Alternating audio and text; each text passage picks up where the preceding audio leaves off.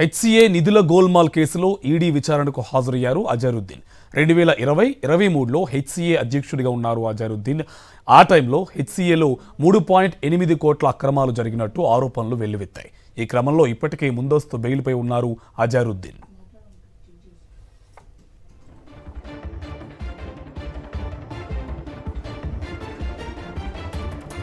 సంబంధించి పూర్తి సమాచారం మా కరెస్పాండెంట్ వాసు మనకి ఫోన్ లైన్లో సమాచారం అందిస్తారు. వాసు, డీటెయిల్స్ అండి.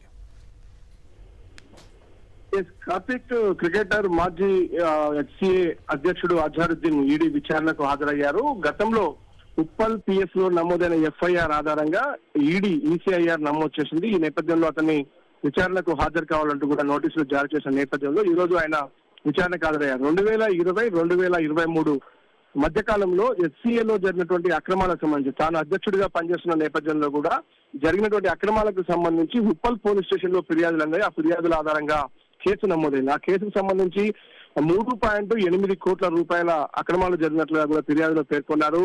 అది ప్రధానంగా హెచ్సిఏ అధ్యక్షుడిగా అజరుద్దీన్ పనిచేస్తున్న నేపథ్యంలో కూడా క్రికెట్ బాల్స్ కొనుగోలు కావచ్చు, జిమ్ ఎక్విప్మెంట్ తో పాటు ఫైర్ ఎక్విప్మెంట్, బకెట్ చైర్స్ కొనుగోలు సంబంధించినటువంటి అంశానికి సంబంధించి జరిగినటువంటి ఉప్పల్ స్టేడియంలో జరిగినటువంటి డెవలప్మెంట్ భాగంగా కొనుగోళ్ల వ్యవహారంలో కూడా అవకతవకలు చోటు చేస్తున్నాయి, నిధుల గోల్మాల్ జరిగిందంటూ కూడా ఆ ఫిర్యాదు అందిన నేపథ్యంలో ఇదే వ్యవహారంలో కూడా ఇప్పటికే ఆయన ఉప్పల్ పిఎస్ లో నమోదైనటువంటి కేసులో ముందస్తు బెయిల్ తీసుకుని కూడా ఆయన బయట ఉన్న పరిస్థితి. తాజాగా అజరుద్దీన్ కు ఈడీ నోటీసులు జారీ చేయడంతో కూడా ఆయన విచారణకు హాజరయ్యారు. కానీ ఆయన విచారణకు హాజరయ్యే ముందు మీడియాతో మాట్లాడుతూ కూడా తనపై కావాలనే తప్పుడు అభియోగాలు మోపారు, ఇవన్నీ ఫాల్స్ కేసులు అంటూ కూడా ఆయన ఈడీ విచారణ లోపలికి వెళ్లిపోవడం జరిగింది.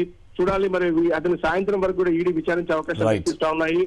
మొన్ననే హాజరు కావాలని కోరినప్పటికీ కూడా కొంత సమయం కోరారు. ఈ రోజు వస్తానని అజరుద్దీన్ చెప్పడంతో కూడా ఈడీ అధికారులు అంగీకరించారు. కాబట్టి ప్రస్తుతం ఈడీ అధికారుల ముందు విచారణకు హాజరయ్యారు.